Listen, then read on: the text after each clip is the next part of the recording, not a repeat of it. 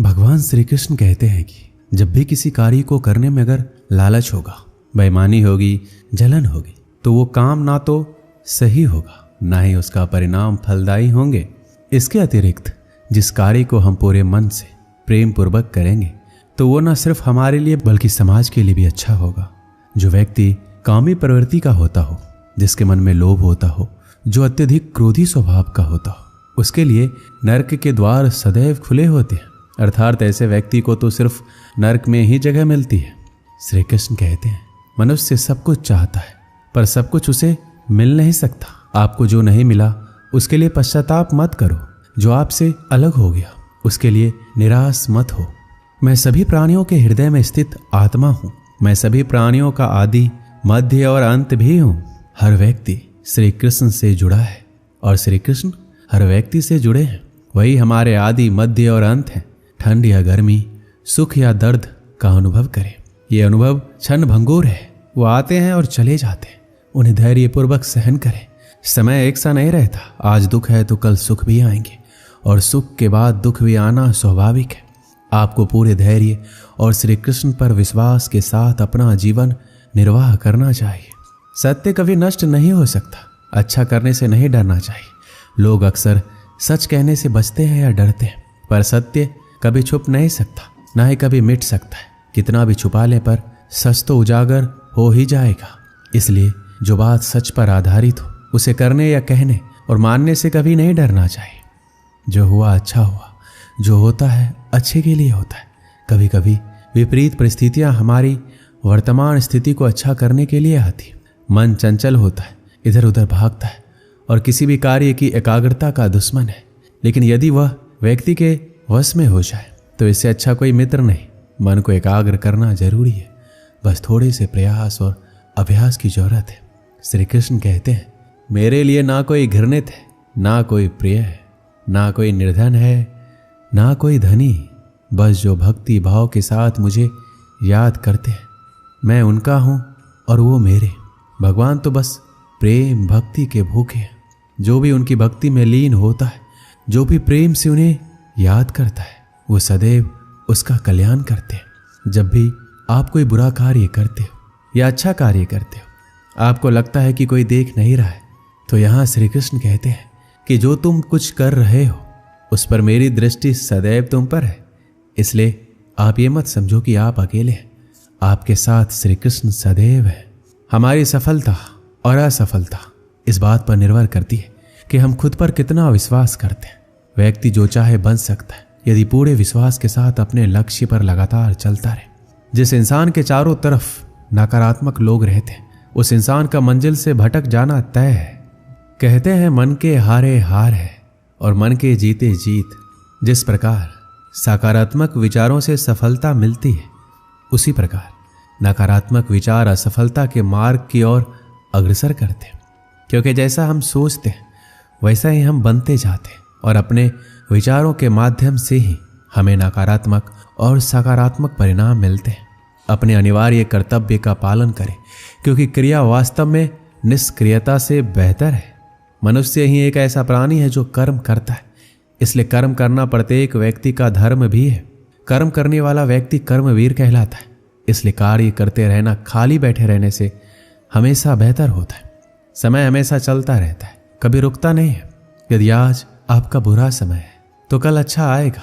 इसलिए आप बिना किसी स्वार्थ के सिर्फ कर्म कीजिए, फल समय खुद देगा। ना तो समय रुकता है, ना ही एक सा रहता है, ये हमेशा बदलता है।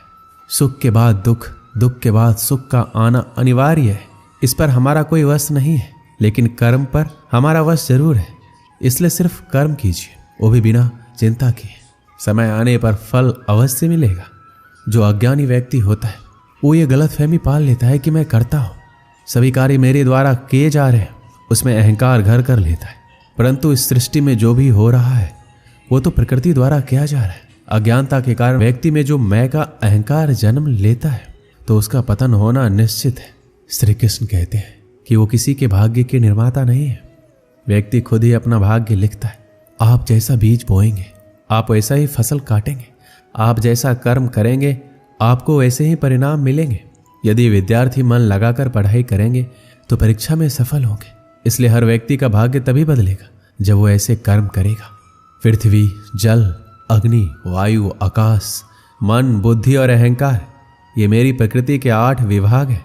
जो कुछ भी है वो वर्तमान में है।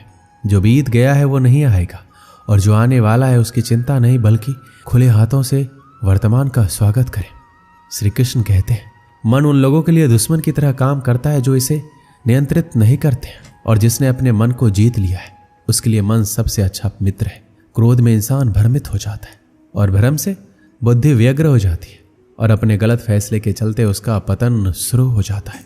खुशी मन की वो अवस्था है जिसका बाहरी दुनिया से कोई लेना देना नहीं है। कोई भी व्यक्ति जो अच्छा काम करता है उसका कभी भी बुरा अंत नहीं होगा, चाहे यहाँ या आने वाले संसार में। श्री कृष्ण कहते हैं, तुम अपने आप को मुझे अर्पित करो, यही सबसे उत्तम सहारा है। जो इस सहारे को जानता है वो भय, चिंता, शोक से सर्वदा मुक्त है।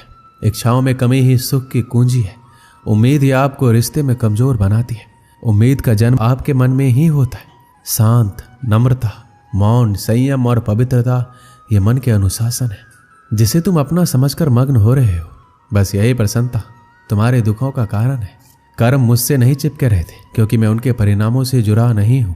जो लोग इसे समझते हैं उसका अभ्यास करते हैं, वो स्वतंत्रता और खुशी से रहते हैं। मेरा, तेरा, छोटा, बड़ा, अपना पराया मन से मिटा दो, फिर सब तुम्हारे हैं। तुम सबके हो। आप अकेले आए हैं, अकेले ही जाना है, इसलिए खुद पर भरोसा रखो। एक गरीब किसान को उसके एक मित्र ने कुछ बीज दिए और उसे बताया कि ये बीज बांस के पेड़ की उस प्रजाति के हैं जो बाहर के देशों में पाए जाते हैं। इन पेड़ों की ऊंचाई 90 फीट तक होती है। किसान ने वो बीज अपने मित्र से लिए और उन्हें अपने खेत में बो दिए। उन्हें आशा थी कि जिस दिन वो बांस के ऊंचे पेड़ बन जाएंगे, उन बांसों को बेचकर वो अच्छी आमदनी करेगा और उसका परिवार एक अच्छा जीवन जी पाएगा।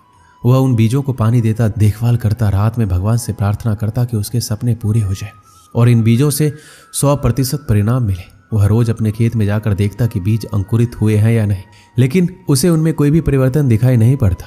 इस तरह 1 वर्ष बीत गए, लेकिन उन बीजों से अंकुर नहीं फूटे। अन्य बीज समानतः 1 सप्ताह में अंकुरित हो जाते थे और कुछ महीनों में ही फसल आ जाते थे। उस फसल के द्वारा ही किसान के परिवार का भरण पोषण होता था। किसान सोचा करता कि इस तरह आज तो उसका गुजारा चल सकता है, लेकिन उसके सपने पूरे नहीं हो सकते, ना ही उसका भविष्य संवर सकता है। बांस के पेड़ों की बदौलत वह अपने सुनहरे भविष्य के सपने देखने लगा, लेकिन समय बीतने के बाद भी वो बीज अंकुरित नहीं हुए और किसान को अपने सपने और आशाएं टूटती हुई नजर आने लगी। उनके मन में शंका उत्पन्न होने लगा, कहीं वो बीज सड़ तो नहीं गए। 1 वर्ष और बीता, लेकिन बीज अंकुरित नहीं हुए। दूसरे किसान और उसके गांव वाले उसका मजाक उड़ाने लगे। वह उन बेकार की चीजों पर अपना समय और परिश्रम व्यर्थ गंवा रहा है। सबके ताने सुनकर किसान विचलित होने लगा। उसके मन में ये भय समाने लगा कि कहीं सचमुच वह अपना समय और परिश्रम ऐसे कार्य में तो नहीं लगा रहा जिससे उसे कोई प्रतिफल नहीं मिलने वाला है। 1 साल और बीत गया, लेकिन बीज के अंकुरित होने के कोई चिन्ह दिखाई नहीं पड़े। लोगों ने किसान का मजाक उड़ाना जारी रखा, लेकिन किसान ने आंशिक भय के बाद भी अपने मन में छोटी सी आस बांध रखी थी। इसलिए उसने लोगों की बातों को दरकिनार कर उन बीज की देखभाल करना जारी रखा। ऋतुएं बीतती गई और किसान एक चमत्कार की उम्मीद में बीज को रोज पानी देता रहा, उसका देखभाल करता रहा। लेकिन 4 साल बीत जाने के बाद भी एक भी बीज अंकुरित नहीं हुए, जिससे किसान की उम्मीदें थोड़ी और कम हो गई। लेकिन फिर भी वह उन बीजों को पानी देता रहा। समय के साथ किसान की आशा कम होती चली जा रही थी, लेकिन भगवान पर उनका विश्वास अटल था। उनका विश्वास था कि भगवान उसके परिश्रम का फल उसे अवश्य देंगे। 5 वर्ष बीत जाने के बाद अचानक एक सुबह गांव के लोगों को उस किसान के चिल्लाने की आवाज़ सुनाई पड़ी। वो सभी अपने घर से बाहर निकले। उन्होंने देखा वो किसान अपने खेत के सामने खड़ा होकर खुशी से चिल्ला रहा है। पास जाकर देखने पर सभी गाँव वालों की आंखें फटी की फटी रह गई। किसान के खेत में बांस के बीज अंकुरित हो गए थे। किसान की खुशी का कोई सीमा नहीं था। 5 साल बाद उसकी मेहनत सफल हुई थी। वह खेत गांव वालों के आकर्षण का केंद्र बन गया। बांस के पेड़ तेजी से बढ़ रहे थे। 5 feet, 10 feet, 20 feet, 50 feet, 70 feet, 80 feet और 90 फीट। 5 सालों से खाली पड़ा किसान का क्षेत्र मात्र 5 सप्ताह में 90 फीट बांस के पेड़ों से भर गया। इस चमत्कार को देखकर सभी दंग थे। उधर किसान खुशी से फूला नहीं समा रहा था। वो बांस के पेड़ न केवल उसके परिवार का बल्कि उसके कई पीढ़ियों का भरण पोषण करने वाले थे। वह रह रहकर भगवान का धन्यवाद कर रहा था। उसे समझ आ गया था कि जो उसे सीख मिली है वह अमूल्य है। अपने सपनों का बीज बोने और उसे यथार्थ में परिणित करने के लिए रोज उसका पोषण और देखभाल करने की सीख मिली थी। उसने लोगों की नकारात्मक बातों पर ध्यान न देने का पाठ भी पढ़ लिया था। उसे अपने भय और शंकाओं से परे हटकर अनवरत परिश्रम करने का महत्व समझ लिया था। साथ ही भगवान पर उसका विश्वास और अटल हो गया था। किसान ने पूरे गांव के सामने एक उदाहरण प्रस्तुत किया, जिसके बाद गांव के अन्य किसान भी अपने खेतों में बांस का पेड़ उगाने लगे और धैर्य से हर दिन उसकी देखभाल करने लगे। इस कहानी से हमें क्या सीख मिलती है? किसान ने तो अपने सपनों पर विश्वास बनाए रखा, आपका क्या? आप अपने सपनों को पूरा करने के लिए किस हद तक परिश्रम करने के लिए तैयार है? आप में कितना धैर्य है? अपने सपनों पर विश्वास रखिए, खुद पर विश्वास रखिए, धैर्य से परिश्रम करते रहिए, सफलता अवश्य प्राप्त होगी। दोस्तों, इस वीडियो में बस इतना है। मिलते हैं अगले वीडियो में। अपना ख्याल रखिएगा। जय श्री कृष्ण।